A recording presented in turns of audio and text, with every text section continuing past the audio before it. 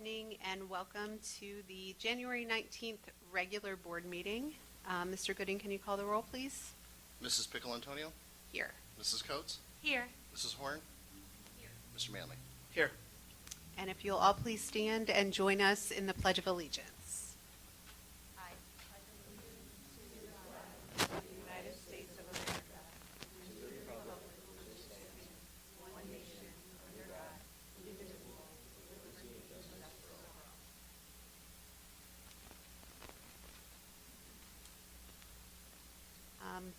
Before we get started, I just want to say a couple things.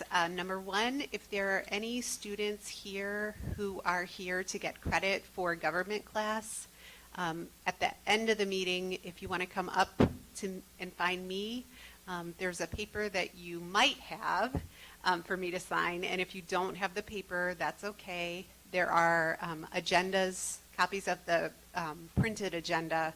I can sign that too. And if we run out of printed agendas, we can figure something else out for me to sign. But at the end of the meeting, you can come up and I will sign that for you.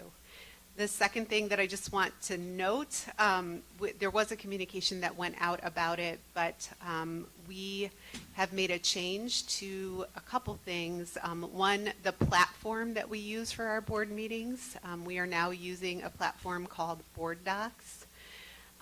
One of the great benefits to Board Docs is that you all now have access to the underlying materials that board members are looking at when we're reviewing agenda items. So if you haven't yet gone to the Board Docs website and you want to see those documents, you want to see our agendas, that should all be easier for you to access now.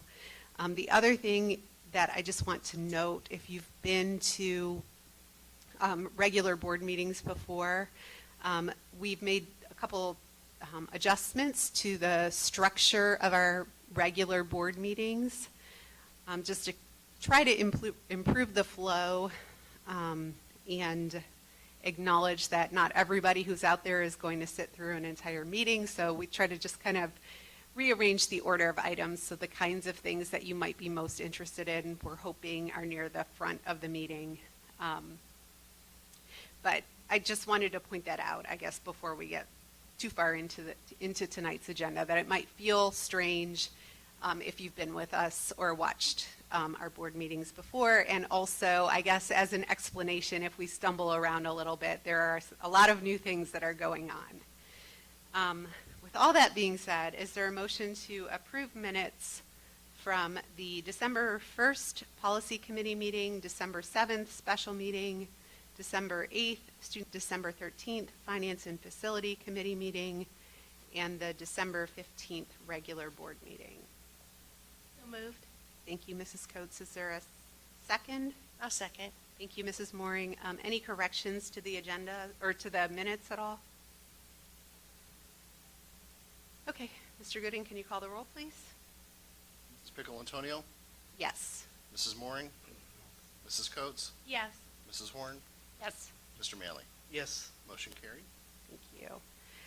So we are going to start with what we are now calling recognitions, and we will begin with a recognition of our Lincoln Live program. I know Mr. Lowry is here. If you, Mr. Lowry, if you want to come up to the podium up here, there's a microphone. Please don't try to adjust the microphone. And if there are students with you, they can come up too. It would be lovely if you could introduce the students, but I'll turn it over to you for. Okay. I have 4 seniors that I brought with me. This is Ray Tadako. This is Angel Chrisman, Jillian Sanders, and Mia Sammons. They're my 4 returnees, my 4 leaders in Lincoln Live this year. So any recognition that you're going to honor tonight, they were in Lincoln Live last year. 3 of the 4 were also in the sports class last year. And so a lot of the success that we've had over the last year and a half or 2 years is a lot of it is due to them. I had them all in speech and met them in speech. Jillian, were you a sophomore or a freshman?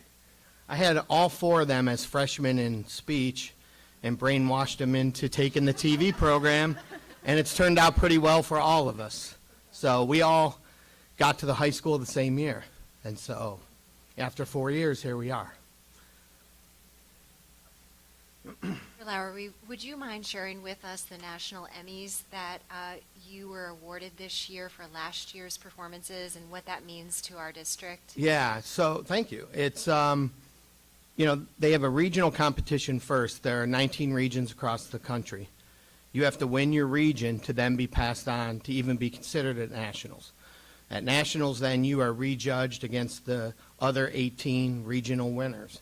They had like 5 nominees in each category and then a winner in each category. So just to get a nomination is a big deal. You're in the top 4 or 5, and you've already beaten 14 other regional winners. So this year, we won for Best Video Essay. Audrey Paquette went down to Ohio State the night they did a candlelight vigil for Dwayne Haskins and put together a little 3-minute story on that. And that won. And that was great. That was the first one. And I thought, okay, we're good, right? And then the Sports Zone came up, and that was nominated against, we found these other schools that we were up against, and a lot of really good schools out there. Well, then that won. And in the back of our minds, I think, and I know my mind, we're really happy, oh my gosh, we won too. But I wanted the big one. I wanted newscast, because that's what we do. And had we not won newscast, it would have been an unbelievably great day. And then when we won newscast, it just kind of put it all over the top. And so we won 3 this year. They gave out, I think, 21 total across the country. One school in California did a short film. They won 3 for their short film, director, cinematographer, editor, or something like that. So for one piece of work, they won 3. They're the only other school that won 3. So, did that sum it up all right? Yeah. All right.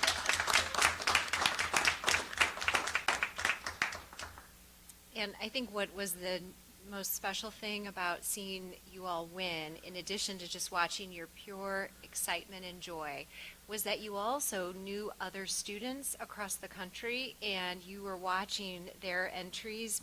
I just had a sense that you knew some of these individuals. So I love how you're connecting to others that are in the same craft nationwide. And we are just so, so proud of you. And that's why the board wanted to invite you tonight to recognize you for this amazing National Emmy.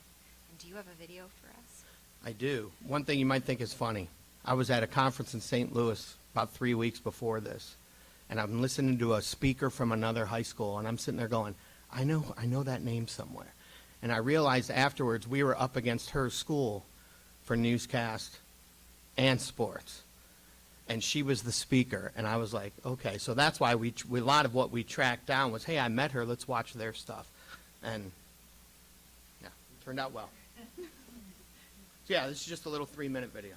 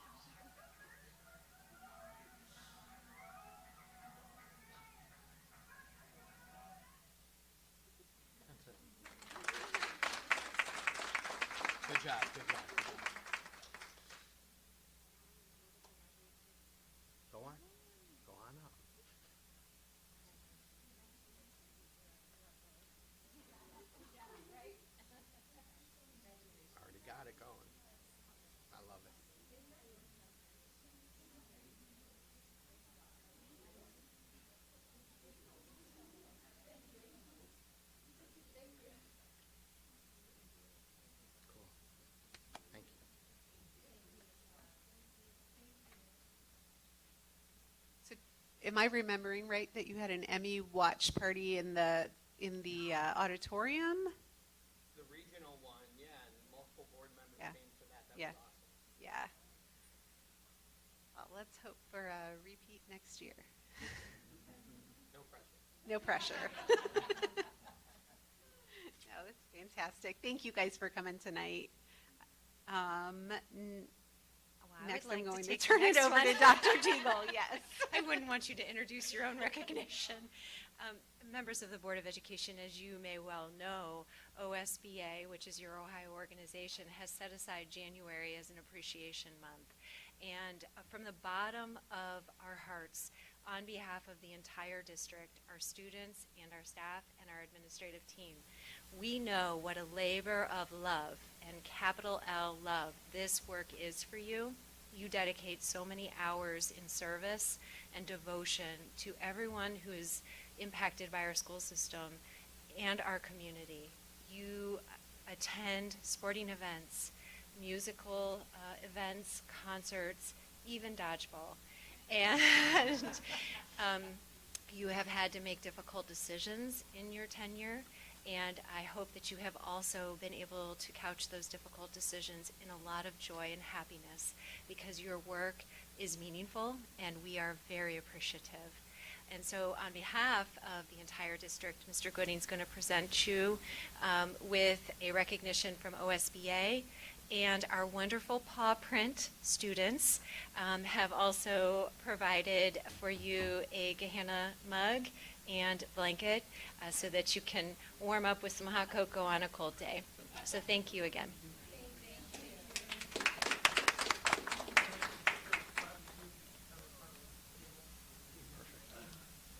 you want The frame, those are easy to hold in.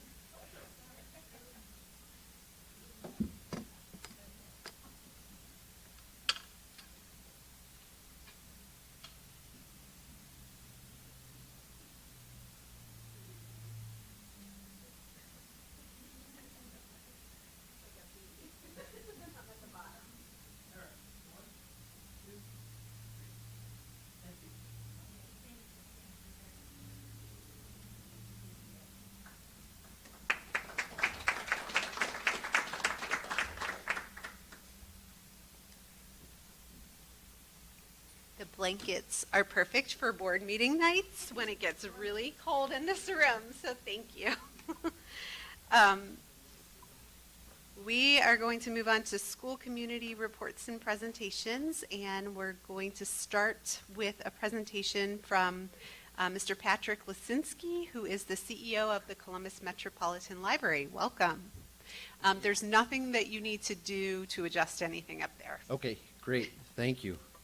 Well, I appreciate being able to take a few minutes of your time this evening, and I love seeing the board recognize we have a library board of 7 members, and I know the amount of time that goes in, and it is a labor of love. So thank you, because we represent or have 10 school districts within the Columbus Metropolitan Library, and we're making a renewed effort to go out and visit with our school boards, our superintendents, and our schools, because whether or not you know this, our #1 strategy for the library for years has been what we call Young Minds, and the area of emphasis is really trying to be a major player in what we call the out-of-school time. And we define that as preschool, after school, weekends, and summers. And so we're going out and just talking a little bit about the resources that we have available, because you are the best conduit to also let parents and students know about what we have. But something special is at Gehenna that we get to talk about. And I brought a folder if you want to open that up and take a look. There's a 1-pager on the new Gehenna branch that will open about, a block and a half from here? And you can see that not only a much larger school help center, the teen center on the second story may have the best view in the whole building, and there's a quiet space, working with the city to connect the park to the north of the library and the parking lot, and many study rooms. And you see the size is going from 21,000 to 37,000 square feet, and it's just a spectacular building. Really exciting for us. It is, we want to extend an invitation to you. It opens on Saturday, March 4th, which is special for us because March 4th represents the 150th anniversary of the Columbus Metropolitan Library, which I really still can't get my mind around that, because think of the library being founded 8 years after the Civil War. And really special that we can actually, and we didn't hold off on your branch. This is timing to actually make it work that way. But I think it's going to be worth the wait, and I think the community's going to love it. And our footprint with and impact that we have with students is certainly driving so much of our thinking in that building as well. On the right-hand side of the folder, I'm not going to go through these with you, but at the highest level, I want to point out, I brought in 4 handouts. The first one is resources for parents and teachers of preschool, and that's a big space for us in terms of the story hours and the rest that we do in our 23 locations throughout the county. The second page are resources available to elementary, and for the most part, these are for teachers and parents of elementary children to introduce them to the resources. Then we get on to middle school, and really a very robust set of resources for high school as well. Since we serve these 10 school districts, I mean, I can tell you that the budget for just the online resources for the whole county is about $1 million for the Columbus Metropolitan Library, and we don't pay 1 penny more if you use it 24/7. So part of this is just making sure you have the availability.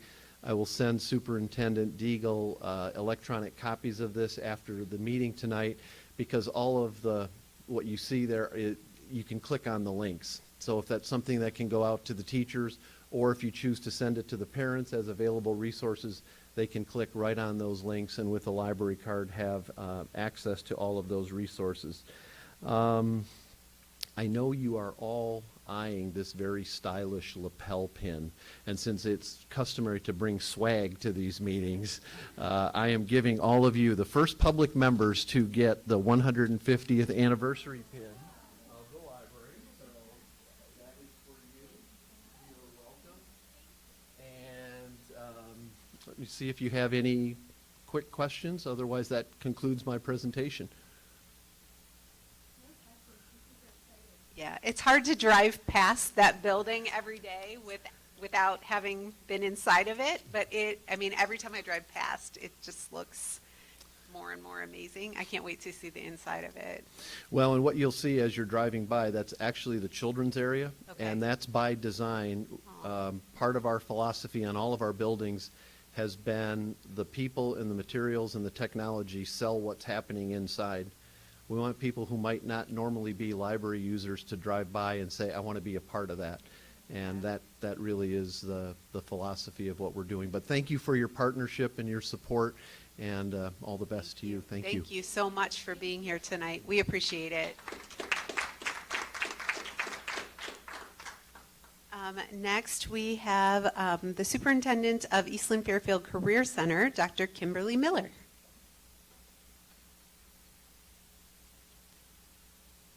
Good evening. Thank you, Mrs. Piccolino, members of the board, Dr. Deagle, and Mr. Gooding, members of the audience. Happy to be here. I'm very excited to be here and share a little bit of what is going on at Eastland Fairfield Career and Technical Schools. We have been very, very busy over the last 3 years, and it's nice to have the opportunity to come and speak to you in person. So just a little update for your board.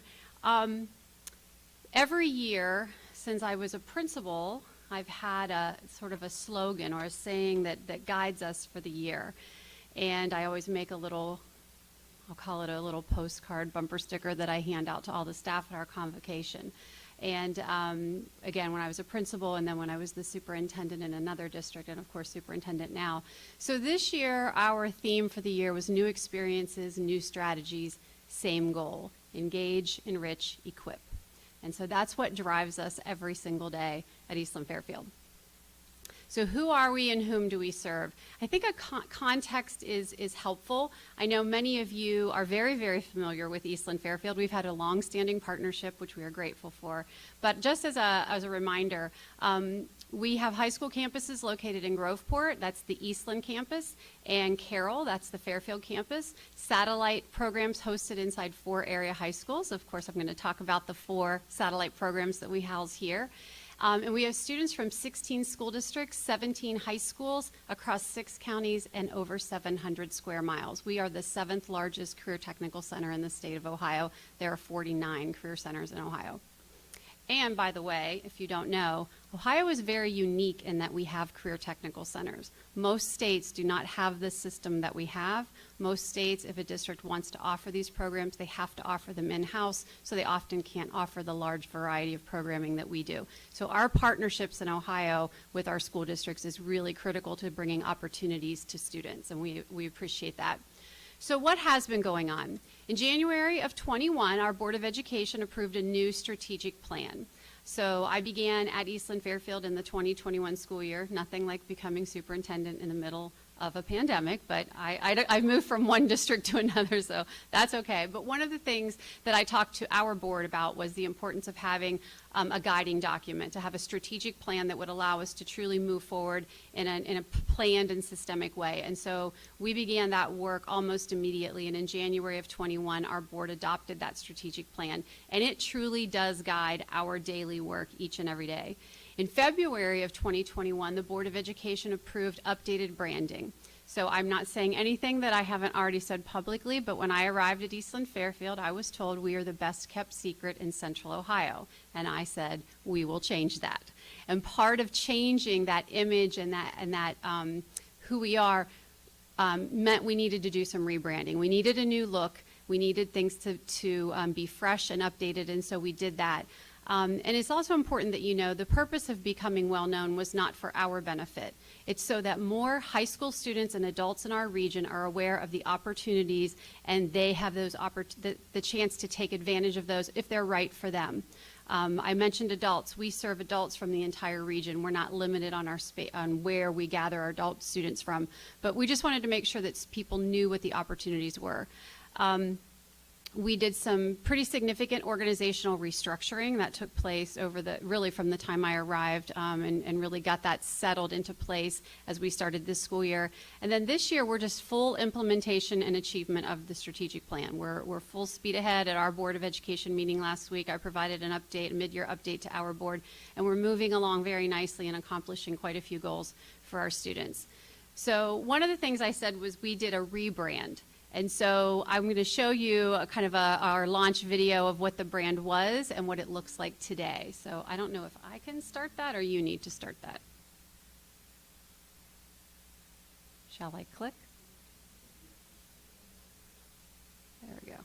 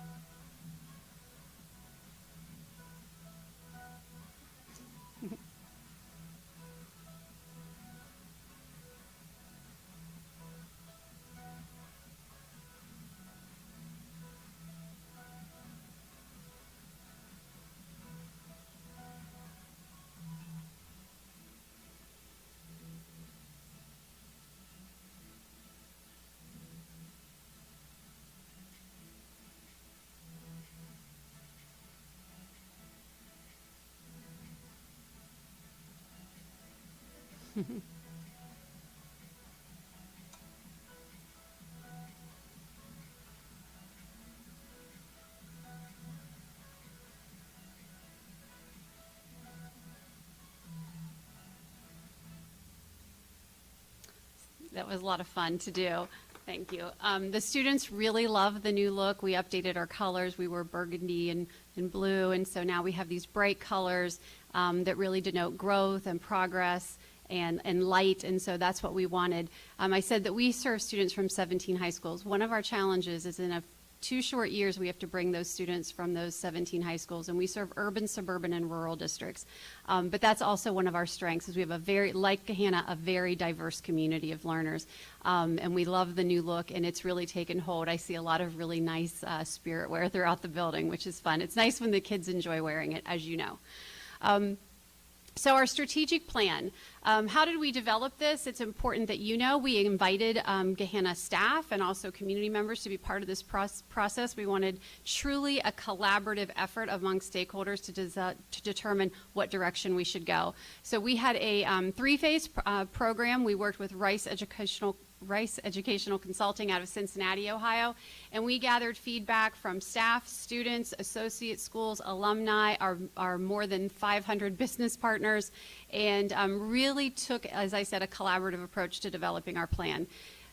We updated our vision and mission through the process as well. So our vision, our aspiration, is to prepare and guide each student to pursue success through exceptional educational experiences. You'll see a lot of E's. I was an English teacher, so alliterations are something that I like.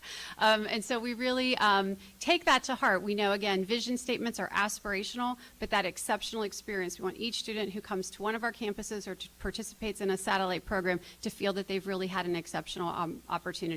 Our mission, and I read this earlier, is to engage, enrich, and equip our students every day and every experience. And we take that seriously in the parking lot, in the cafeteria, in the lab, in the academic classrooms. We really want every part of our environment to be enriching our students and engaging them.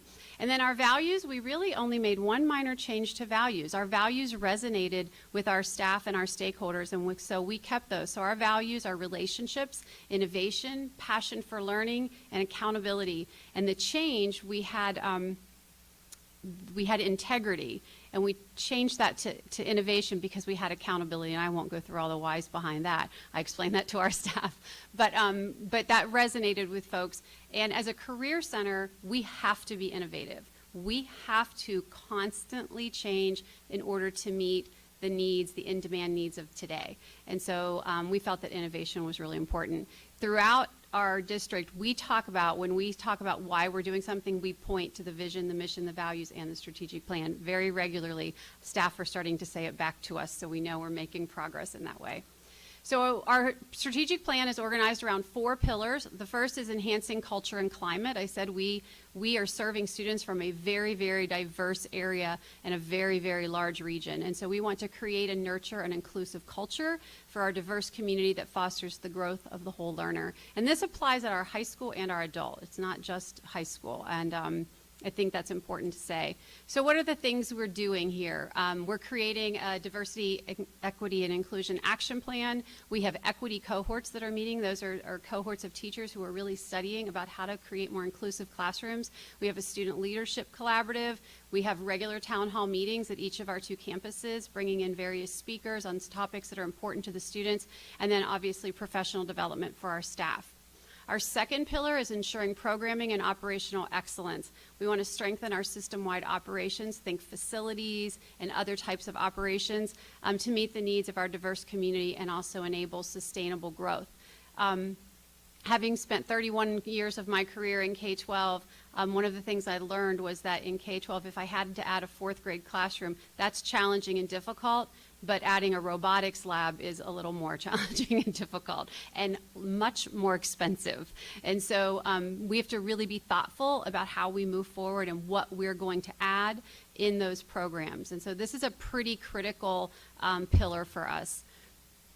So what are we doing? We've identified $8 million in facility expansion and upgrades, and we are currently engaged in a $4.7 million project at the Fairfield campus. We are creating a secure entrance. Obviously, safety and security important to everyone.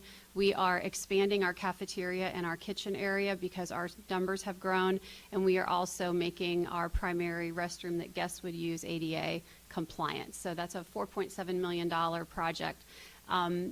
With that, I want to point out, as a reminder, we've made a commitment to all of our districts that we do not go on the ballot for bonds or for levies. We live on the 2 mill floor. We function within our budget.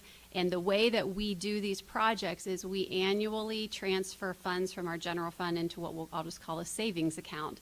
And when we have the funds, then we're able to move forward. So that continues to be a commitment to you, our associate districts, that we're not going to ask your residents to have to choose between a levy for Gahanna schools or for Eastland Fairfield. We're going to continue to operate within that budget that we have. We opened our new Engineering Technology Center last fall. That's a wonderful building. We had an event last evening, and a graduate of Eastland Fairfield said, wow, this building is great. It was great before, but this is even better. So if you haven't had a chance to see that building, we invite you out. We've sunset some outdated programs. Part of being accountable to our communities is when a program is no longer in demand or no longer by either business and industry or by our students, then we need to let that go. That's one of the difficult parts of career centers is an English teacher may figure they can teach English in a district for their entire career. Career Tech is a little different for those lab instructors. So we sunset 4 programs. Fortunately, those teachers were all able to move into other types of positions with us. They were great teachers, and we still have them.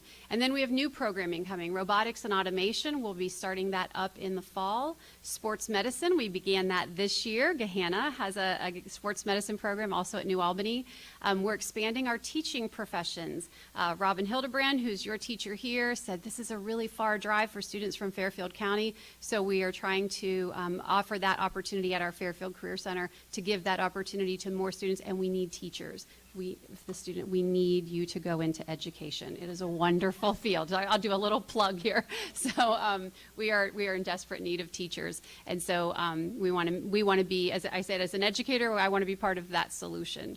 So for the fall, we're expanding special education programming. That was a request from districts, and so this year we expanded employability prep at our Fairfield location. That's a program for students who have different learning needs, and they get to have opportunities to develop employability skills and work in business and industry. So that's been great. We're expanding our middle school career connections classes to more of our districts. Don Lemley, our treasurer, cringes a bit when I say this, but I would love to have a career connections teacher in every single district that we serve, because I think it's great. Young people need to learn earlier about their career options, not what they should do, but just what are the opportunities that are out there. Industrial automation, that's an adult workforce program that will begin here, hopefully in the fall. That's kind of a companion to robotics and automation, but it'll be more around the repair of that robotics, those types of equipment. Think about Intel. We talk a lot about who will work at Intel, but someone will need to repair the machinery there. And so that's an important program that we're starting. We are beginning an LPN program in the fall. I just met with the department or the State Board of Nursing today and talking about that. So we are well on our way to getting that going, which is a great opportunity for any high school student, but especially for ours who are in pre-nursing to go right into that. Plumbing, we have that that's a new program at the adult level, and facilities maintenance, also adult program. So quite a bit of new to counteract what we had to sunset. Okay. We're stuck. Okay. Our third pillar is fostering communications and relationships. We obviously want to develop and maintain strong relationships with all of our business partners, our associate schools, our parents, our students, our guardians, in order to promote learning. I always say everything we do in education is based on relationships. Really everything we do in life is based on quality relationships. So this is important. This is probably the most significant portion of our strategic plan in terms of it has more objectives and key strategies than any other pillar, because of how important it is. So what are we doing?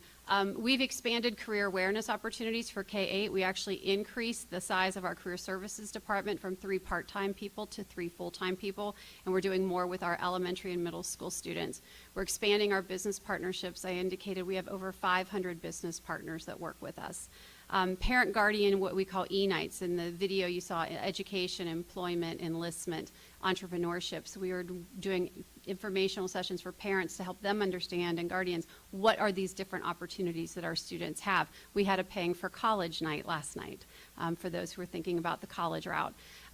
Again, expanded parent guardian engagement, parent guardian information sessions, increased outreach to our associate districts. There's a whole everyone in the home districts of who they're to be connecting with on a regular basis to make sure we have flow of communication.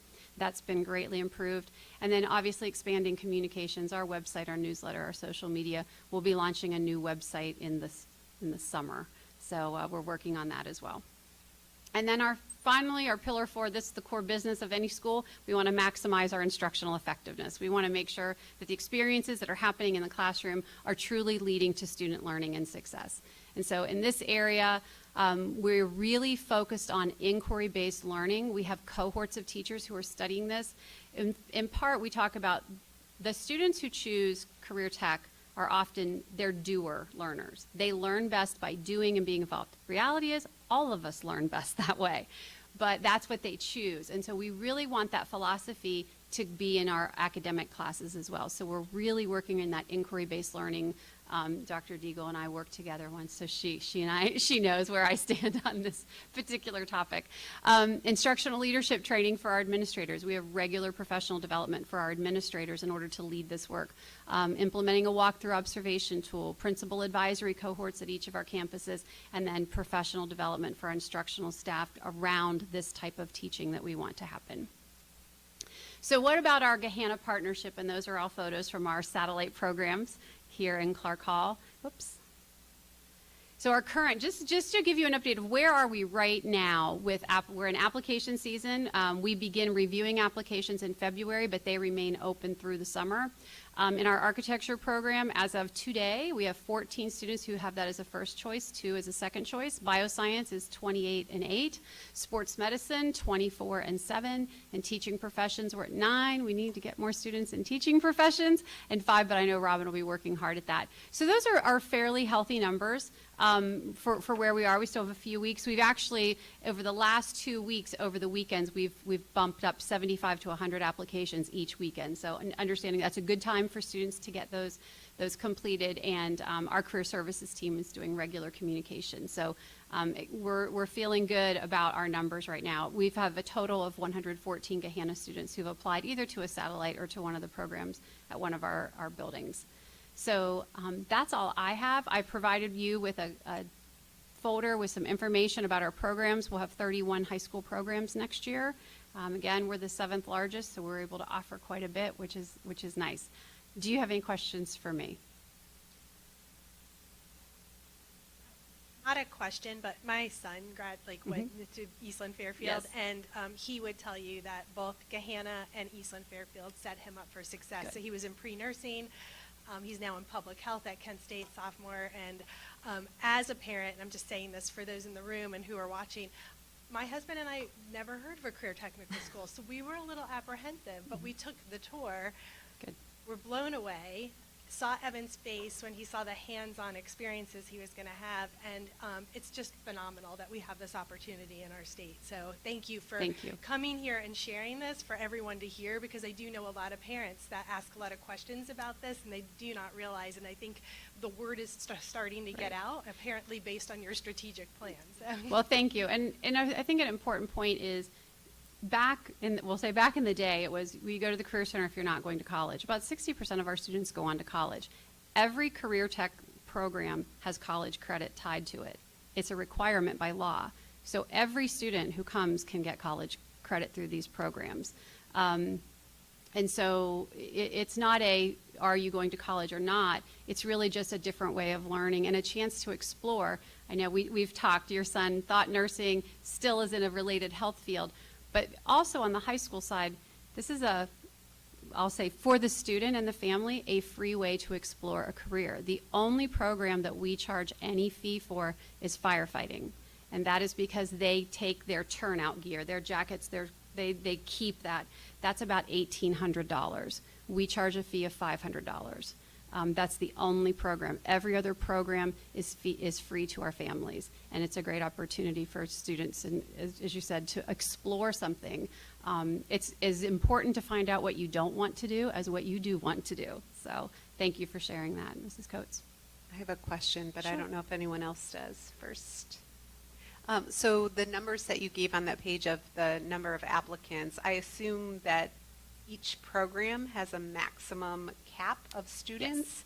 I guess could you talk a little bit about how are those caps set and how are students evaluated for admission into various programs? That's a great question. So,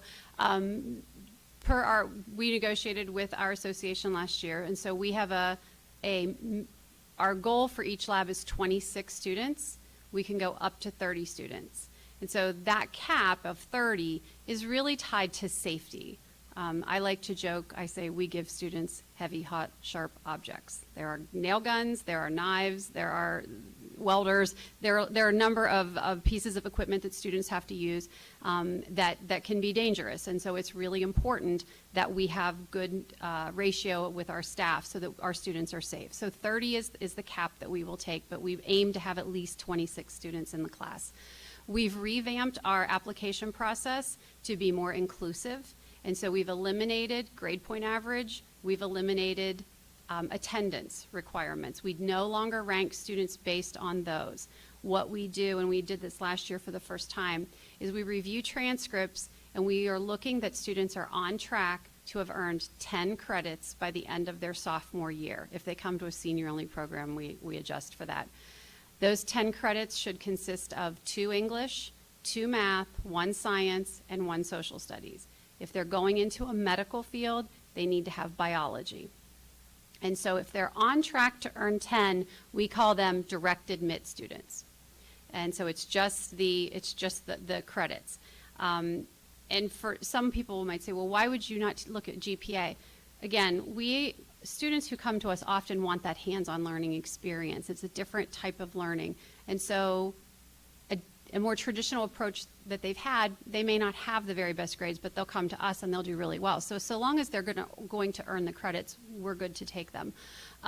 If we have a program where we have more applicants than we can take, welding is a perfect example. Electrical, criminal justice, engineering, those are very high interest programs. We do a lottery. We take all the students who meet the criteria, the direct admit, and we just do a lottery. And we adjust the numbers based on the size of the district. So Gahanna is one of our larger districts. So let's say, and I'm making this up because I didn't look it up before I came, but let's say eligible students make up 20% of the district. 20% of the seats would go to Gahanna students.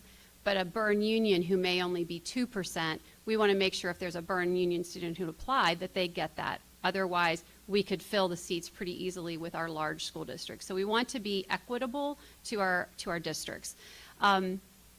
We will take students down to 6 credits if the homeschool will work with us on a credit recovery plan. And we need really the homeschool to be very involved with that because half of the day at Career Tech is in the lab.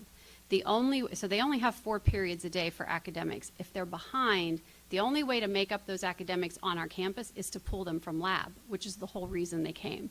And so we really want to work with our home districts on how we can take the student, but what's the plan to get them caught up, and how do we work collaboratively to do that?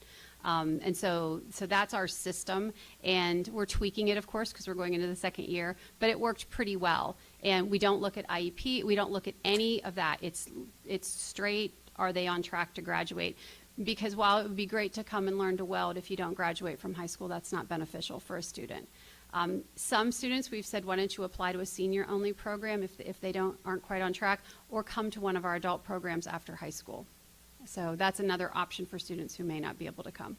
Thank you. I really appreciate that answer. I wasn't aware of the updated admission criteria, and as somebody who had the opportunity to serve on the Eastland Fairfield board, that was always something that I just had a really difficult time as a board member in a public school district where we don't have the ability to nor would we want to put admission criteria in place, but I really appreciate hearing that there has been a focus to make that a more inclusive process. Right. And because we have limited space, and I talked about safety, we have to do, but we were really committed that it needed to change and it needed to be more inclusive and more fair because, again, we're a public school, and we want to take as many students as we can. Right. I certainly understand the space limitations. I guess I really, when I think about the kind of students that are often attracted to a program like that, a lot of times it may be students who weren't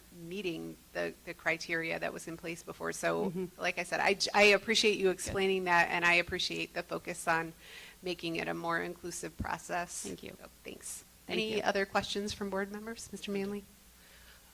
Yeah, it's great to have you here, and thank you Thanks. for everything. I'm excited to join the board and get more involved. My questions, a couple are, one, I'd love to hear a little bit more about getting youth and the summer activities for middle school age. Really appreciate what you said about not putting out levies and wanting, that I really respect that and appreciate that. That leads me into 500 business partners. I'd love to hear how you set students up for success and how that all lays out when they're finished at Easton Fairfield. And I'm sorry it's so long. It's okay. The last thing is the tuition that they would pay, like you talked about the firefighting, but I know that, if they were going to get a graphics certificate or, other professions, the cost that has out in the public versus, the affordability of Easton Fairfield. So, all right, students in summer programs. So last year we were able to bring back summer camps for middle schoolers. That was a great success. We will be doing that again. They're working on putting that together now.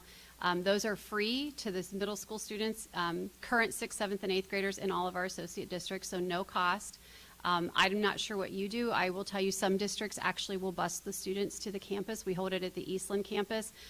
Students have to maybe get to the high school or the middle school, and then they'll run a bus to the campus to support that. And so that's one way that we're trying to get younger students. We do middle school tours, so we invite every district to bring students out for middle school tours, generally starting around February, March timeframe, although we will take tours of students anytime. We're always happy to have students on campus.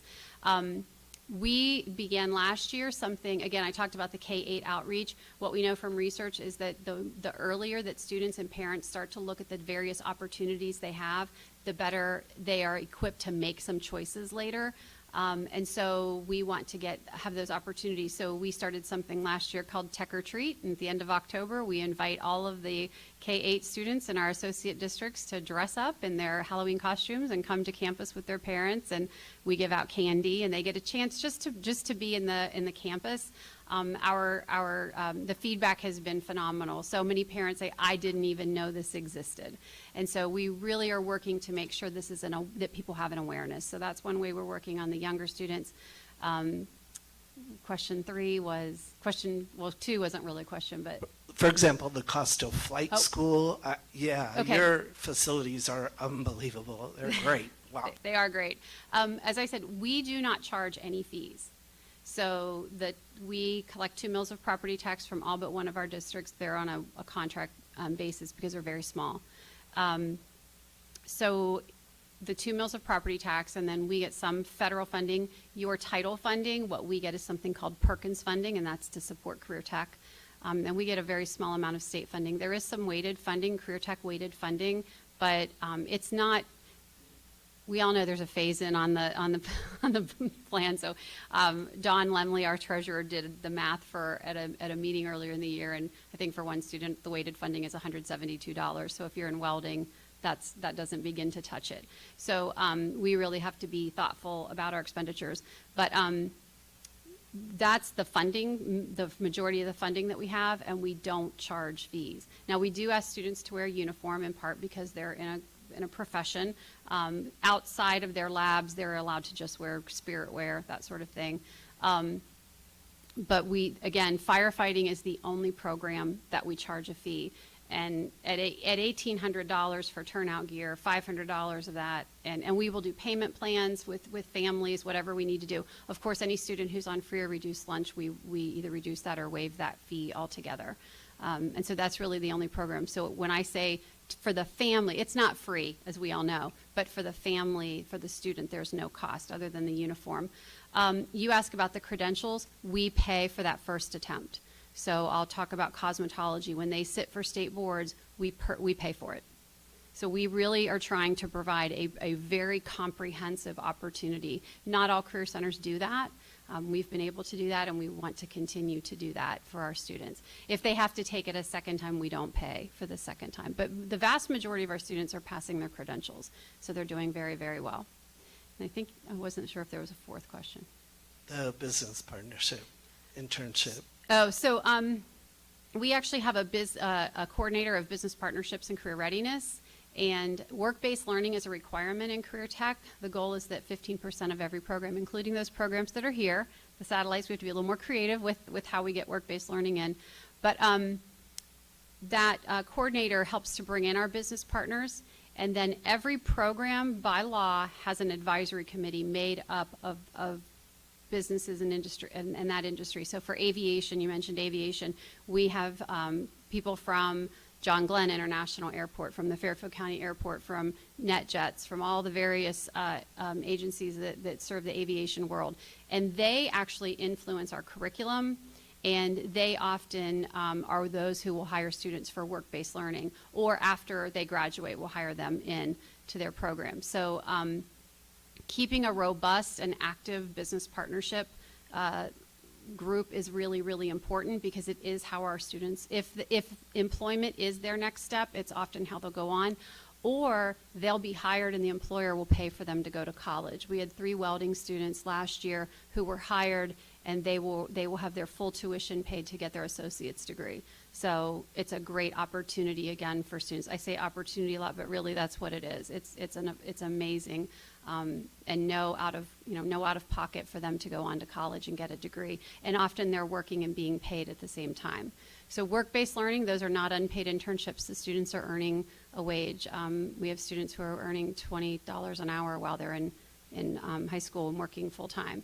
Many of our students want to go to work. They're interested in using their craft and their skills. But those business partnerships are really, really important to getting our students into what is next for them, whether it is straight to work or work and college, whatever they want to do next. Yes, absolutely. We should take this opportunity to announce that there's a open house here February 3rd for the Eastland Fairfield program. So if we have, right? 8th. February Yes. 8th, sorry. Read it too fast. And so we should share this widely so that our district families know that they can come learn about it.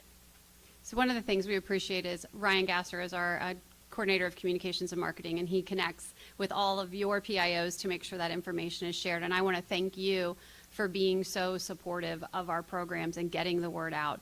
Because again, our jobs as educators is just to make sure students have opportunities, know what they are, and then help them to get to what they want to do next.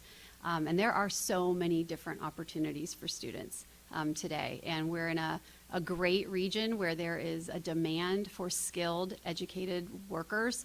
And so we're glad to be partners with you in making that happen. Okay, thank you. Thanks.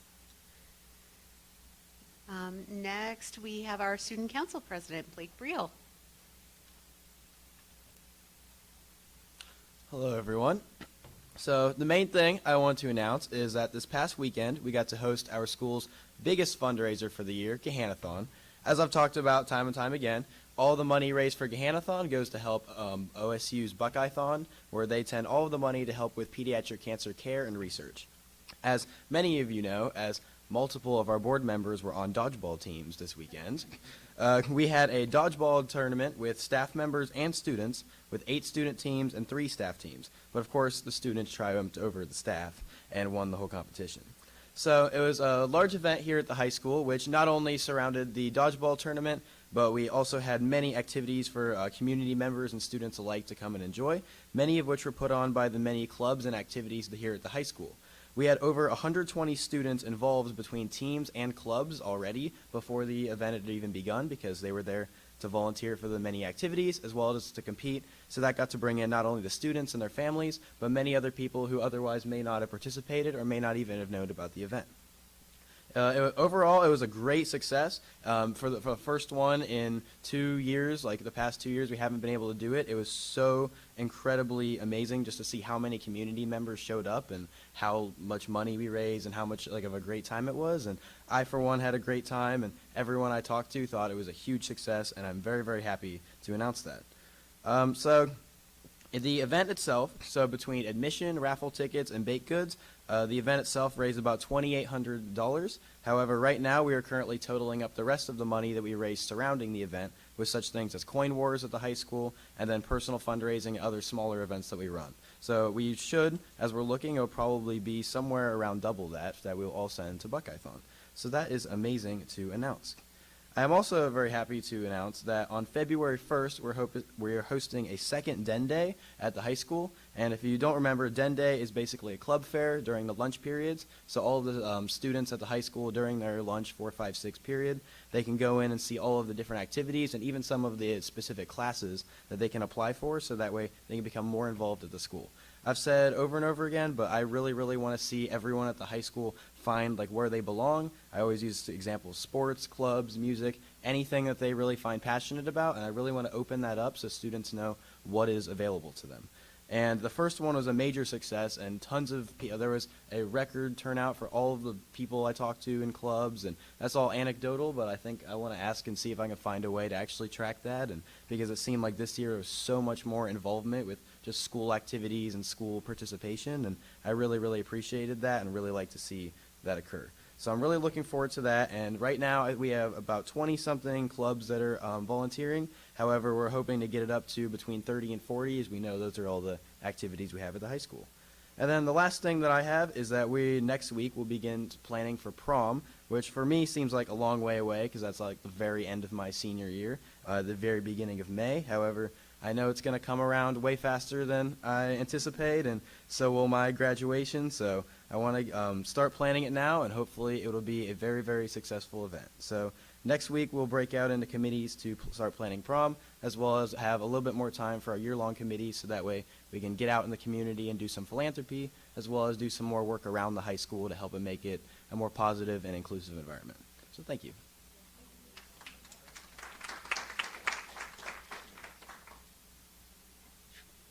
Next, we have from Gahanna Jefferson Education Association, Mrs. Wamsley.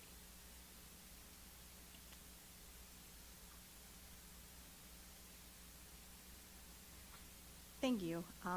First of all, I'm Rhonda Wamsley. I'm a member of GJEA, and I am a teacher at Middle School South. I have been for 18 years. And as you said, with prom coming up quickly, my daughter and I just did a power shop for a prom dress tonight. So yes, it comes very quickly. So with GJEA, we are starting our annual Valentine's Day Buntlet fundraiser for our scholarships. Every year we give approximately $3,000 to $6,000 in scholarships to graduating seniors of GLHS children of GJE members who are enrolled in college in teacher education. So really promoting that education field for us, and hopefully putting more people in the pipeline because it is definitely a need. We always appreciate the partnership with the Nothing Bundt Cakes, who helps us with our buntlets, and that's about what I have for GJA. I wanted to talk briefly about Middle School South. We are coming up on our Power of the Pen tournament, which has always been a wonderful event. Our students place very well, and we'll be hosting the first round on Saturday, the 11th of February, and always have a good showing from our students who tend to go on to regional, and we've had some state winners too. We welcome back our students after our break, and they were much missed, and they missed us. We have new clubs this year that they've come about because of student interest. A couple of the new ones include a Dungeons and Dragons club, which kind of made me laugh because that comes back from when I was a child. And then we have an animation club that, for me, I've seen a couple of students who that's their connection. is through those clubs, and you really see them grow as people and make connections, and I love to see that. And then we have some returning favorites, such as the Madden Club and Drama Club. Our Character Counts Club, or C3 Club as we call it, has been collecting pop tabs for Ronald McDonald House as a charity for, and that's through mid-February. And it's anything, they said, with the metal pull tabs, so like soup cans or anything, we will be taking those. And we're hosting a sports night to support our girls basketball team coming up next week.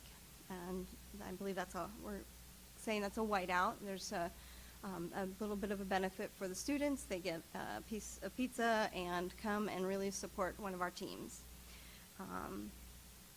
And then in 6th grade, we are looking forward to our trip in the coming months to the Ohio Caverns, where we are able to really put into play our science curriculum, and students are able to make real-world connections with that. So that's all I have. You. Thanks for being here tonight. Thanks. We are on our board report section of the agenda, and the first one that I have is Mr. Manley for Eastland Fairfield. All right, thank you. Let's see. So first, I'm going to give a December report from Matt Campbell, who was our board representative last month. I got this after our board meeting. So good evening. The Eastland Fairfield School Board met on Wednesday, December 14th. The board received a presentation from Multimedia Program. In May 2022, the website design team from Pickerington North Satellite Program completed in Business Professionals of America National Competition held in Dallas. All the teams were given the prompt to build a website to help people reduce their carbon footprint. The design process had the following steps: brainstorming, designing mock-ups, executing coding and graphics, reviewing to correct mistakes and make changes, and finalizing the product. And the Eastland Fairfield website design team earned first place at that. And then Matt goes on to say, it has been my pleasure representing the Gahanna Jefferson Public School District on the Eastland Fairfield School Board the last 3 years. Eastland Fairfield is a valuable asset in our region and provides significant opportunities for our students. And that concludes his report. Thank you from Matt Campbell. And then for January, I have a report. I've been waiting a year to do this, so if you'll indulge me, it's a little bit long. All right, so the Office of, and at the end, I'm going to give a few plugs, because there are some flyers. You can take a picture of some events that are happening that I'll talk about. So the Office of Career and Technical Education in the Ohio Department of Education is going to be implementing a statewide campaign to educate students, parents, and educators about the benefits of career technical education by offering what we talked about: credentials, degrees, and certificate opportunities. Out of the 29 career centers, although I guess there's more, in Ohio to host sites, Eastland Fairfield is one of the 7 selected, and the executive team is discussing that. So that's exciting visibility and growth. Next, the Governor's Office of Workforce Transformation contacted Superintendent Miller about a campaign they're developing to highlight the opportunities and benefits of career tech education. They invited Eastland Fairfield to identify students and businesses to be a part of the video as part of the campaign. I think that's exciting. And Eastland Fairfield and the district threat assessment teams met for state-mandated training, which focused on the development of Eastland Fairfield's internal safety plan that'll be in addition to their comprehensive safety plan, which was approved by the state.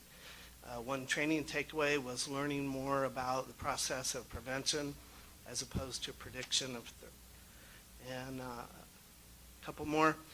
Mr. Dwight Carter, the Director of Student Support Systems, facilitated a mindset and emotional intelligence workshop for business professionals of America's students.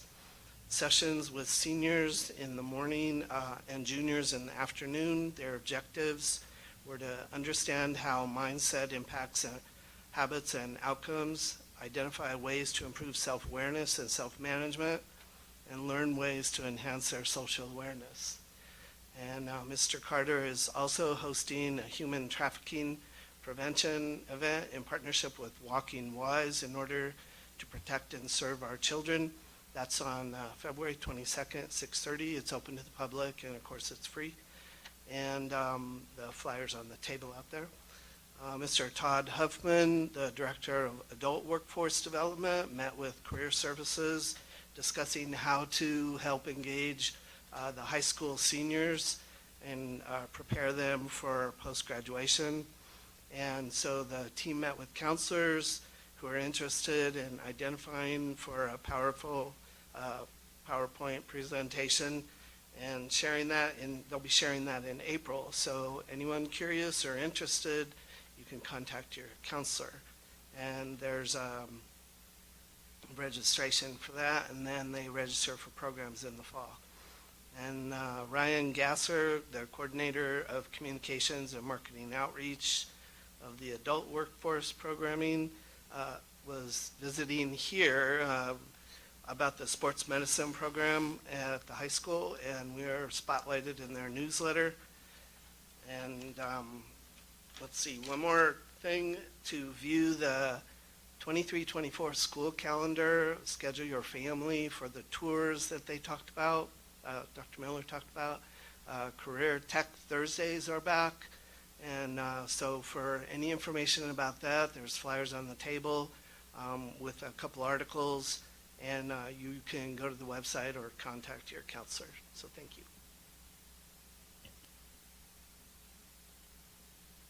Mr. Manley. Where are we?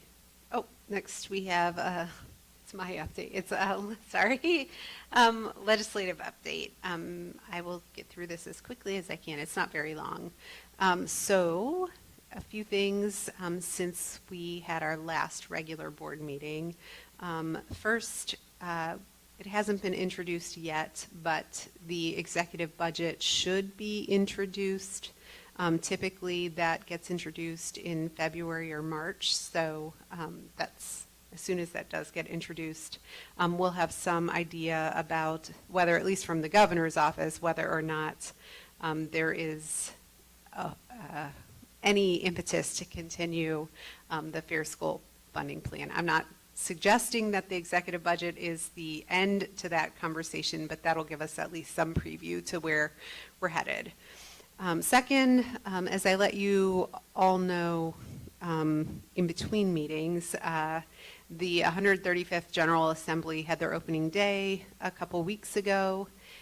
In the Senate, as expected, Senator Matt Huffman was elected to be Senate President. In the House, unexpectedly, Representative Jason Stevens was elected to be Speaker of the House.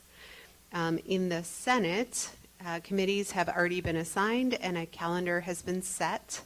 And the first set of bills have already been introduced. There were at least a few related to public education that are actually pieces of legislation that had been introduced in the last General Assembly, but as I've explained before, when the General Assembly, when the session ends, those bills terminate as well. I was trying to think of a better word than die. Those bills terminate. So if there's an interest in bringing those pieces of legislation back, they have to be reintroduced. So at the start of this new General Assembly, there are four bills that were introduced in the initial set of bills introduced in the Senate. So the first one is Senate Bill 1. That is legislation that would restructure the State Board of Education and the Ohio Department of Education, change the responsibilities of the state superintendent, et cetera. That, like I said, that was Senate Bill 1. That bill has been referred to the Senate Primary and Secondary Committee, and it already had its first hearing on January 17th. Senate Bill 11 is a piece of legislation that we've seen before. That is what is known as the backpack bill. That is legislation that would expand the voucher program. That piece of legislation was referred to Senate Primary and Secondary Committee, but has not had any hearings yet. Senate Bill 14, also a piece of legislation that was introduced and discussed last General Assembly. That is the legislation that would allow military veterans to be licensed as teachers, or not to be licensed as teachers, but to be able to teach without a license. That was also referred to Senate Primary and Secondary Committee, has not had any hearings yet. And then Senate Bill 17, that is another recycled piece of legislation that would require public school districts to teach free market capitalism content in the high school financial literacy and entrepreneurship standards and model curriculum. That was also referred to Senate Primary and Secondary, but has not had any hearings yet. So I'll follow those pieces of legislation and give updates as they move through the Senate.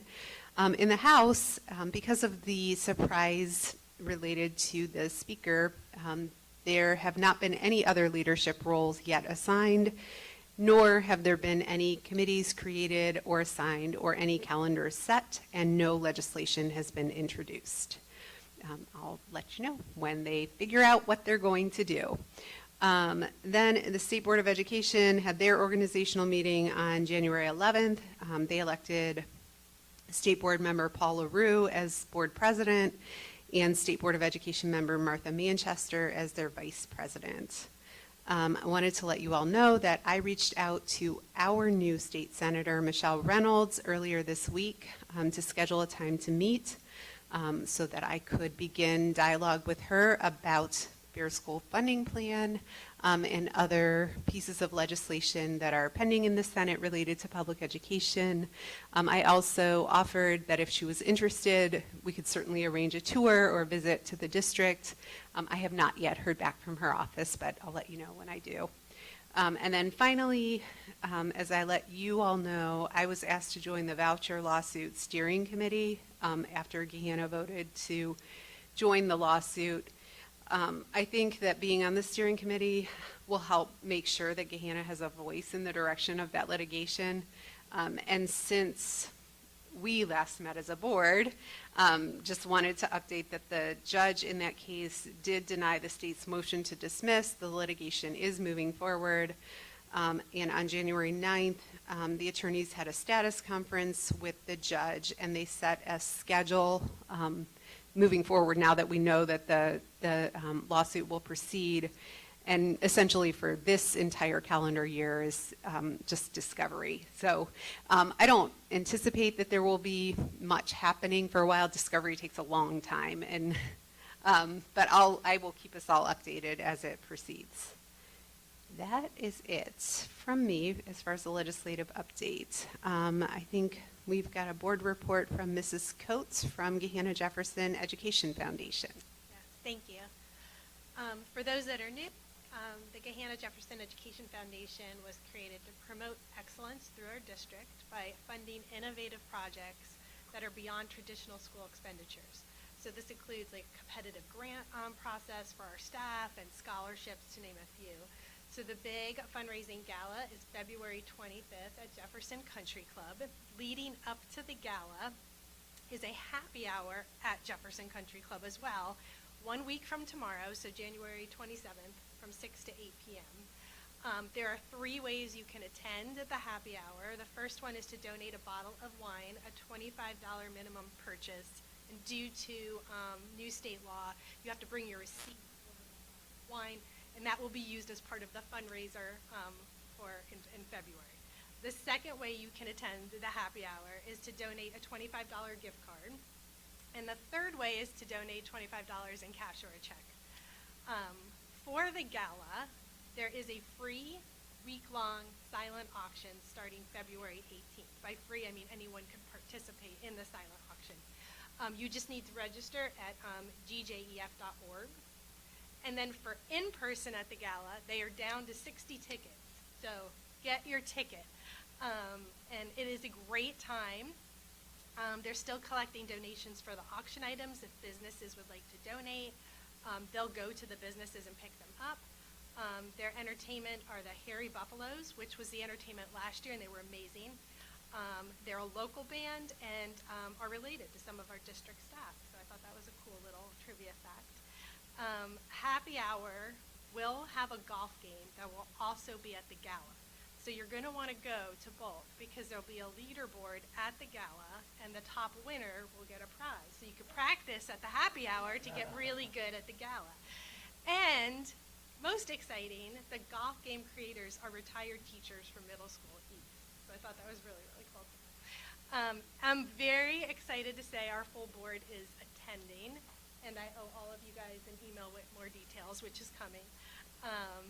And then last, in other news for GJEF, they're still accepting, this is for staff, they're still accepting applications for the Grants of Excellence. The applications are due Friday, same day as the happy hour, January 27th. I can't plug that enough, so thank you. We are on the public participation section of the agenda. This is the period in the agenda that we set aside for you, community members, as your opportunity to address the board. Are you warm? It is warmer in here than usual. Typically, it gets really cold in here. I just want to, I guess, point out a couple of things related to public participation. As I said, this is your opportunity to address the board, so please keep in mind that when you are speaking during public participation, that you are speaking to the board as a whole, not any one particular board member. And it is time that is set for you, so you shouldn't anticipate any dialogue or questioning like we have in the beginning part of the agenda. This is your chance to address the board. We do ask, if you are planning to speak, that you complete one of these slips that are up at the front over there. That provides your contact information in case you speak about something that somebody, district staff maybe needs to follow up on with you. We've got your contact information, so there's no need for you to give us your contact information when you speak.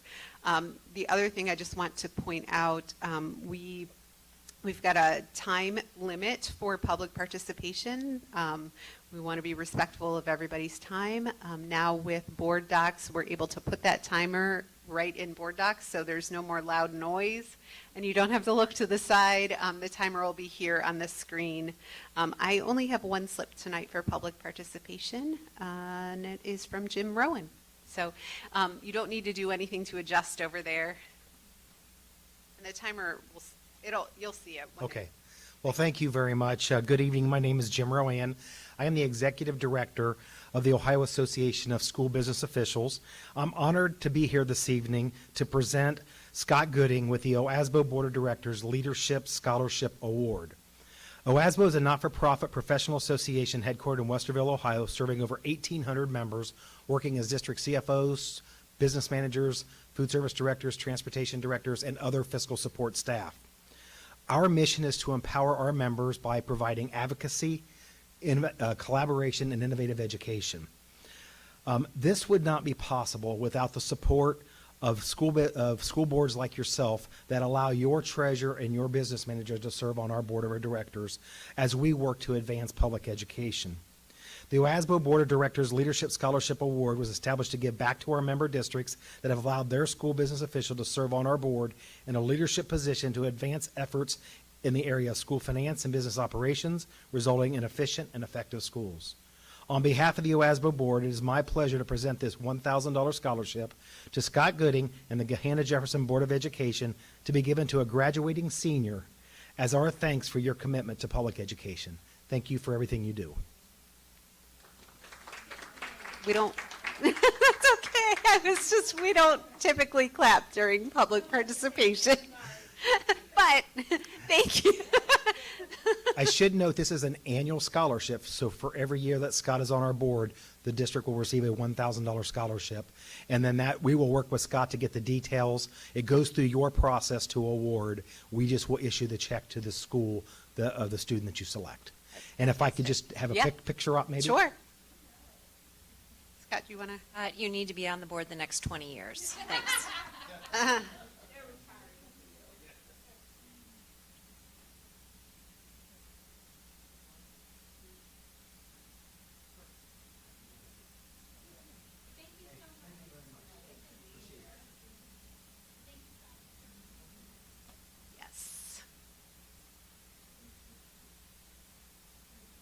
Jim's right. I'll work with the high school guidance department. So we did it last year, starting March 1st, last calendar year. Timing was a little, so we missed that window to get it out to everybody. But we were able to push it out and get some interest last year. So Caleb Hughes received the $1,000 scholarship last year. So I'll work with the department, the guidance office to get that out. Encourage any seniors. I think last year we looked for someone going into business or finance, and there were some qualifications and application that we'll get. So, Jim, thank you. Thank you. So we are on adoption of the agenda.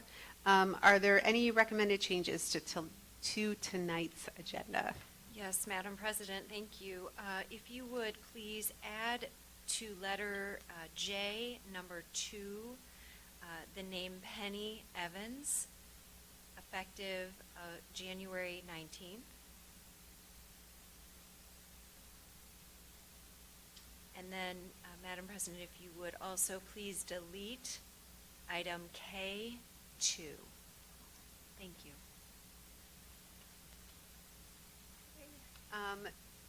Is there a motion to modify the agenda in the way that was just described by Dr. Deagle? Thank you, Mrs. Horn. Is there a second? Second. Thank you, Mr. Manley. Any discussion about that?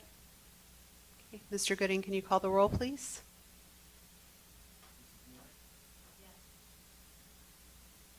Mrs. Coates? Yes. Mrs. Horn? Mr. Manley? Yes. Mrs. Pickle-Antonio? Yes. Motion carried. Any other recommended changes to tonight's agenda? If not, is there a motion to adopt the agenda as modified? Thank you, Mrs. Mooring. Is there a second? Second. Thank you, Mrs. Coates. Any discussion? Mr. Gooding, can you call the roll? Mrs. Mooring? Mrs. Coates? Yes. Mrs. Horn? Mr. Manley? Yes. Mrs. Pickle-Antonio? Yes. Motion carried. Thank you. We are on to the superintendent's report, and I will turn it over to Dr. Deagle. Thank you. We had already this evening. So excited that Dr. Fairfield Career Center, it's full to planning process and with that we have as well.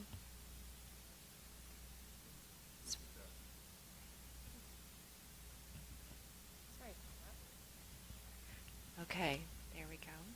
I think you just don't want me to karaoke tonight, and that's okay. And again, I'm just so appreciative of the partnerships, and so that's a little bit of my theme for my brief board report this evening is partnerships, beginning with an acknowledgement that our high school is in the center of a very busy part of our community where 2 state routes meet. We have a lot of traffic, and we have spoken from time to time about the congestion that is around our high school, and that congestion may get worse before it gets better with the new high school as we're engaging in the construction process. And one of the wonderful permanent solutions that we will find with our new high school, in addition to bringing Eastland Fairfield into the same building as the rest of our high school, is also to alleviate our parking concerns. And so the vision with this building is to create more parking spots than we've ever had. Parking has been a concern in our high school, as you know, from even way back to when Mrs. Jill Elliott was a student here, right, Mrs. Elliott? Way, way back. Parking, though, is going to get worse before it gets better. And this is something that Jill and I have been discussing. I shared with our entire staff at our January 3rd professional development opportunity. I said there are 2 things that are really on my mind right now, is what I said to the staff. One is the teacher pipeline, and one is the parking situation in the center of our city. And it is going to need solutions. Jill and I and the rest of our team are in that idea generating phase of creating a solution. we have some time before we lose more parking spots. And we've generated some good creative ideas. Some will require partnerships, and they're not fully baked yet, so I'm not prepared to give you details, but I will provide to you routine updates once I have those, and we're aiming for a solution to be expressed in the springtime. So again, when I talk about collaboration, our collaboration has been largely with the city. We met with Mayor Jadwin and Police Chief Spence again this week, and we continue to have dialogue because this is a concern to both the city and to the school district. So I do also want to share my appreciation to those community members who have shown kindness and have given us grace, knowing that the eyes are on the prize of that permanent solution here in several years. Blake covered Gahanathon very well, but I would just like to add a thank you to the Student Council for your leadership and your vision with this event, and also to Ms. Jessica Saluk, your advisor, who has spent many, many hours on a very successful Gahanathon. Also, we couldn't have done this without our high school administration. Every one of them was there, weren't they? And they spent the entire day on Saturday there, and it was just a wonderful event. Great community event. So thank you to our board members as well for your support. Since we last talked, I met with our vocal music boosters. They're preparing for the Newsies auditions, so that is incredibly exciting. And they're preparing for that New York trip, so they're going to come back and share with us their experiences once they do that this summer. Have visited many buildings as well. These past few weeks, I'm seeing a lot of writing, and I'm seeing a lot of choice, student choice in assignments and work product, which I really love seeing, and also the development of some communication and public speaking skills across the curriculum. So that's exciting to see.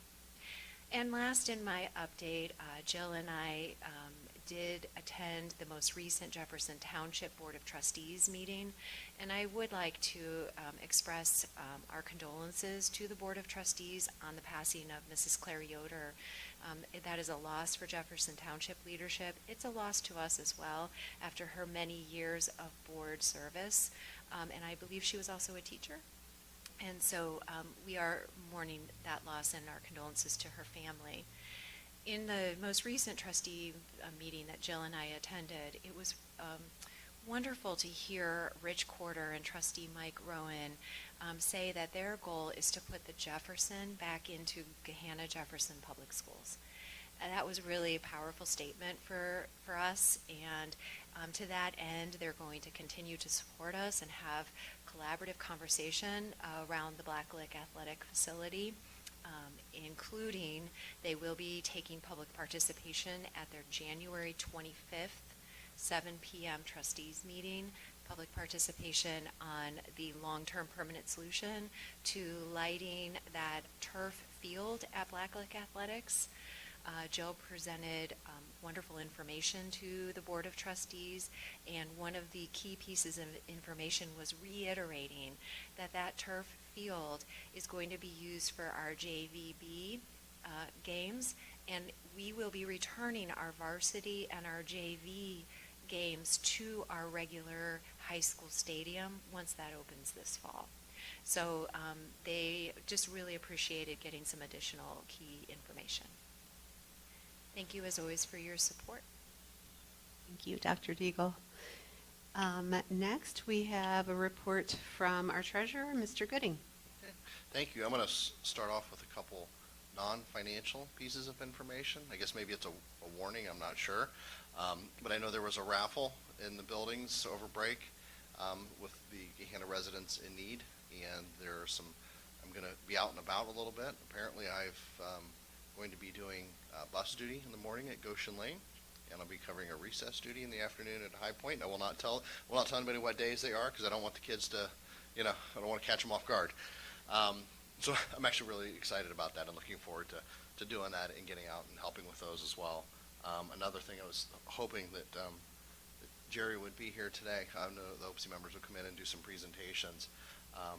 One of the things that I spoke with him about when I started and got around to the buildings and toward the transportation department, a lot of respect for what they do. It's a very, very tough job. I'm going to be spending some time on a certain day in the morning, very, very early with him, to go through an AM ride along, to spend a morning in the life of a bus driver. So I hope I don't get in trouble. I'm going to pay attention, eyes forward on the bus. So I'm going to go out and spend a morning with Jerry, getting the bus ready. I may or may not take some treats to the folks in the bus garage to start their day off right. May not be on their wellness plan, but that's okay. Just something I wanted to do for them. So that's something I've got coming up as well. It's just, I'm really looking forward to. We had a great meeting on Tuesday, our Finance and Facility Committee meeting. This new structure's throwing me off a little bit because I'm used to Daphne giving a little a synopsis of what happened. So we're working through that. Had a great, extremely great, very efficient, very effective meeting on Tuesday. We had a presentation, as always, from our construction rep, Mark Ogden with Turner Construction, talked about the progress on the facility. And as Burl had mentioned, all of those meetings are on board docs as well, so if folks want access to those are out there as well. They are linked as part of my financial report. We'll link them to that finance meeting so they can see the presentation, see the video if they want. The Phase 2 construction report we covered, the monthly financial report, and then we had a report out on what the current status of the school district debt is. So that was financial reports. We highlighted the general fund. We had revenues of $1.6 million, expenditures of $8.1 million. The end of the calendar year is always tight. We always have more expenses going out than revenue because we receive our tax settlements in March. March is the first settlement, first half, and second half will be in August. So that's the timing. So we build up that cash reserve, and by the end of the calendar year, we spend that down. So now we're getting advances now in January towards that first half settlement. So that's why expenses are higher than revenue at that point. Ending cash for the general fund in December was $37.1 million. On the PI fund, we did receive some revenue, some minimal interest. It was $203, but still positive.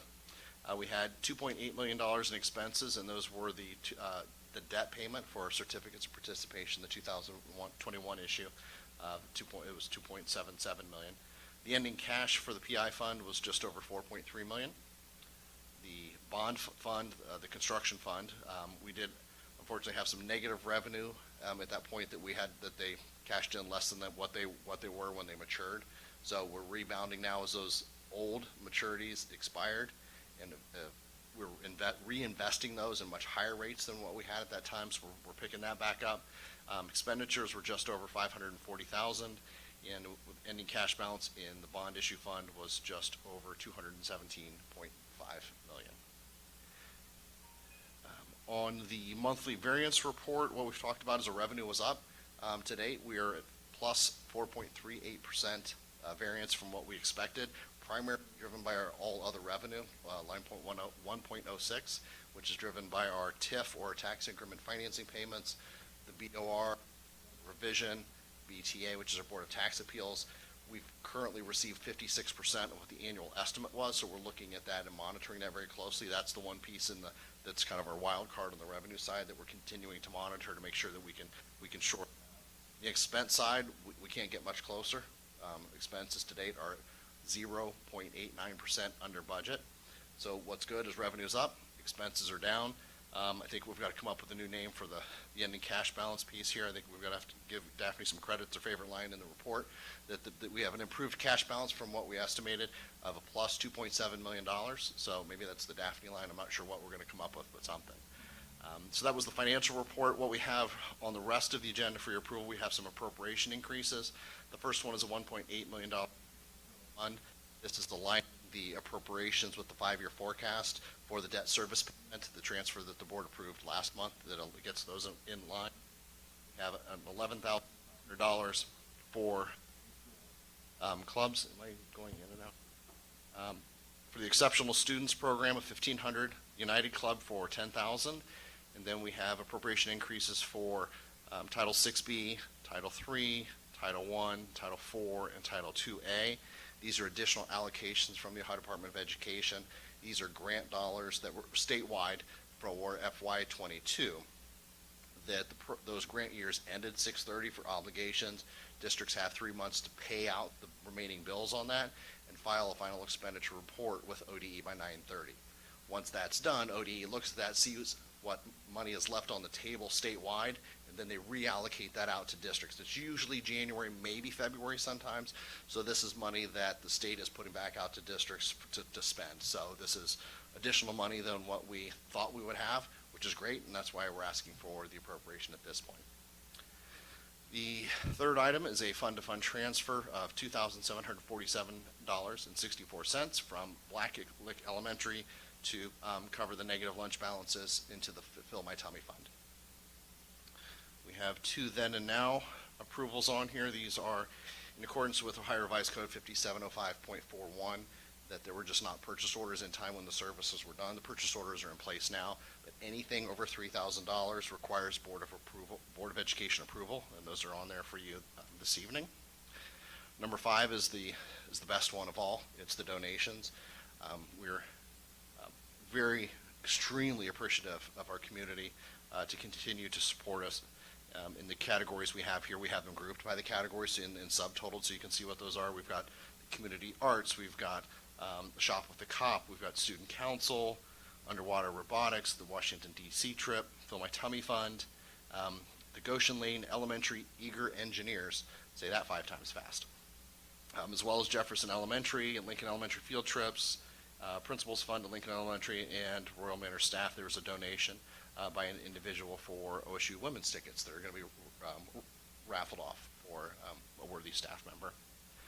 And finally, number 6 is our contract with Grady Enterprises Incorporated, or otherwise known as Grady Benefits. These are our insurance broker consultant that's been with the district for several years. We've went through this with the insurance committee. It was a unanimous decision to recommend that going forward. We're recommending a 3-year extension on the contract, no increase in cost to the district for the per member per month charges. Any fluctuation in that expense is just driven if we have more people taking the plan. Obviously drives that cost up a little bit, but it's minimal. We also do have a 30-day out clause in this for any reason that we're not happy. We can exercise that, so this is a good thing to do long-term, so we're not having to do this each and every year, but we have the ability that if something we weren't happy with, then we can address it at that time. And those are the items that I have before you this evening. Mr. Gooding. We are on letter H, financial business, and is there a motion to approve financial business items H1 through H6? So moved. Thank you, Mrs. Mooring. Is there a second?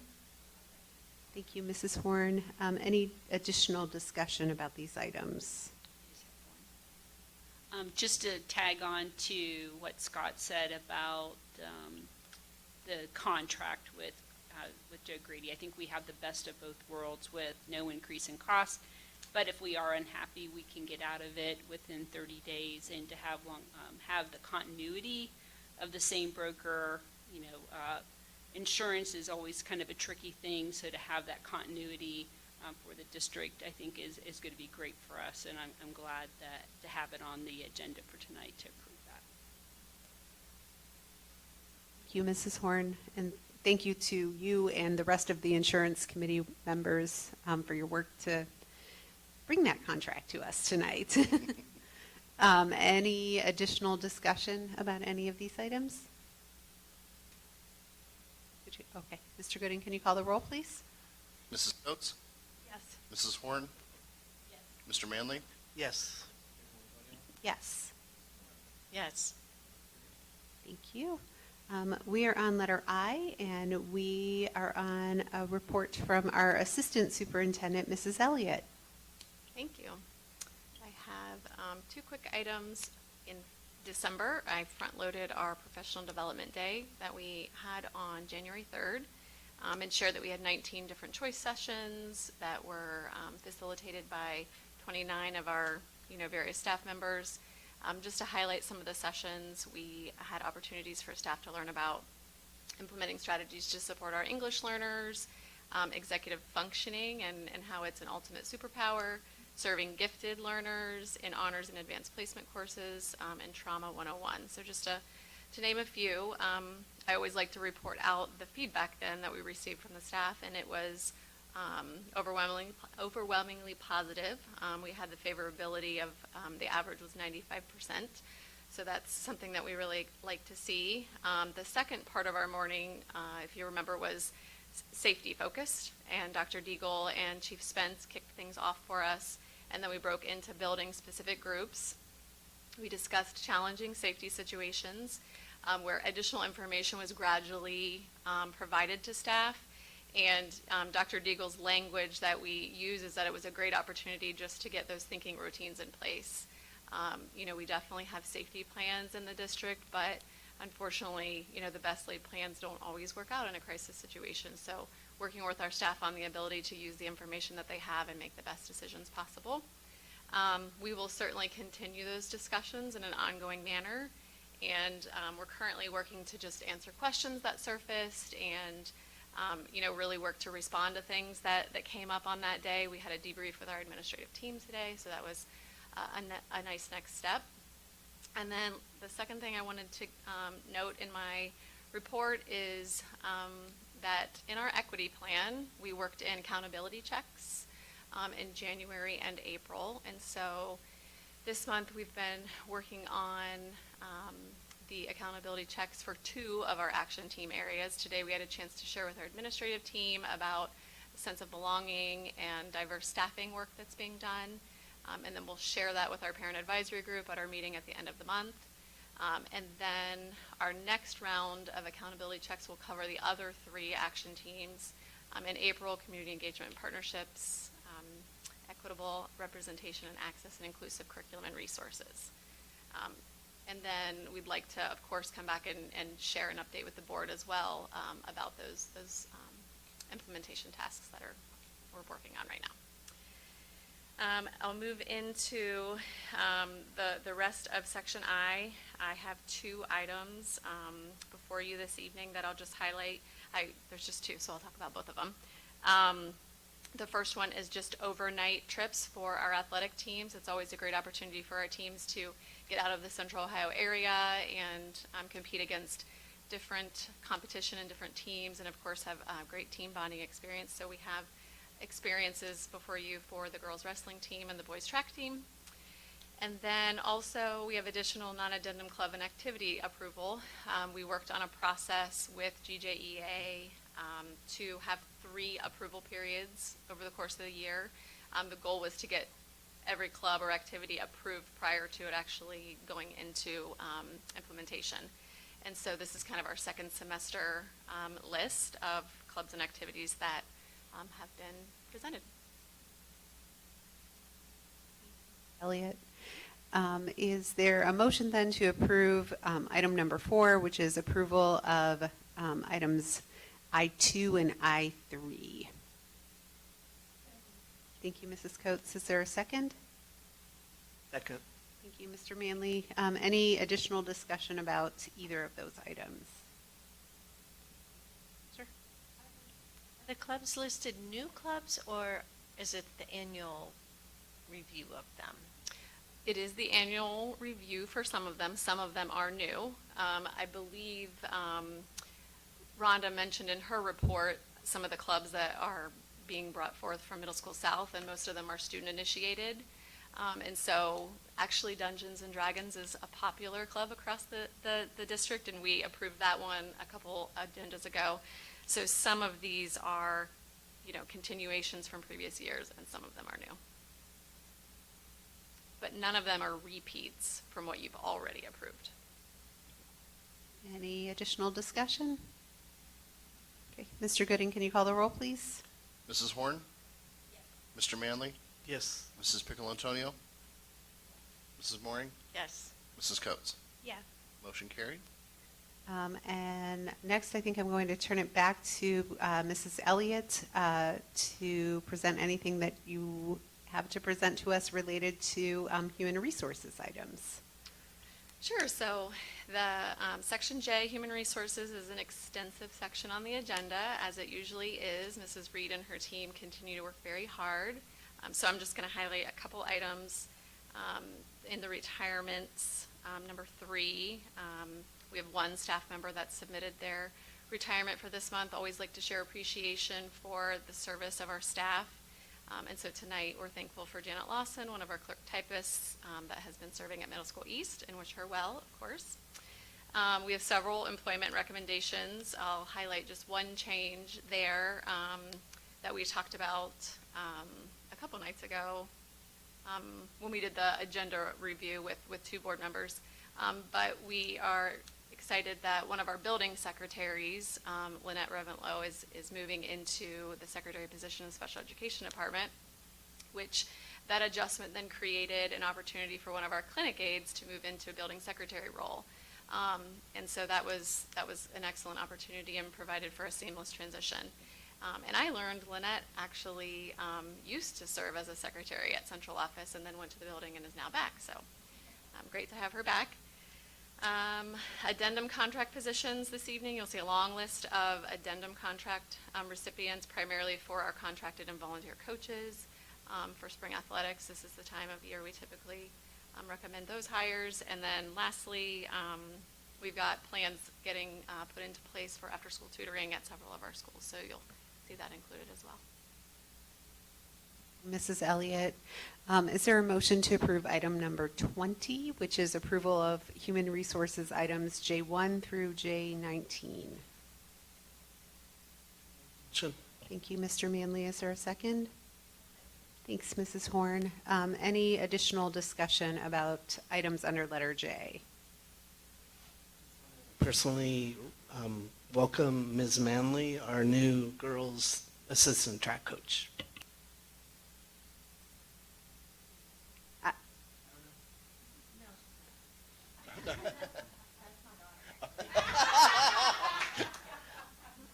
I was going to say, if she is related, you might want to abstain from voting on that. So let's just make it clear that there is no relation. Congratulations and welcome to your daughter. Any additional discussion about any of the items under letter J? Okay, Mr. Gooding, can you call the roll, please? Mr. Manley? Mrs. Pickle Antonio? Yes. Mrs. Mooring? Ms. Coates? Yes. Mrs. Horn? Motion carried. Thank you. The only remaining item left under letter K is appointments as board liaisons. After our organizational meeting, I discovered that the City of Gahanna Parks and Recreation Board meets at exactly the same time on exactly the same night as the Eastland Fairfield School Board, and so I had initially appointed Mr. Manley to both of those, but that doesn't work because they meet at the same time. So I am revising those appointments, and Mrs. Horn will return to the Gahanna Parks and Rec Board, and Mr. Manley will serve on the School District Workforce Development Advisory Council. We modified the agenda, so there are no additional items under letter K. And the only thing left is a motion to adjourn. Is there a motion to adjourn? Thank you, Mrs. Horn. Is there a second? Thank you, Mrs. Mooring. Any discussion about that? Mr. Gooding, can you call the roll, please? Mooring? Mrs. Coates? Yes. Mrs. Horn? Mr. Manley? Mrs. Pickle Antonio? Yes. Carried. Thank you. It is 8:20 p.m. and we're adjourned. If there are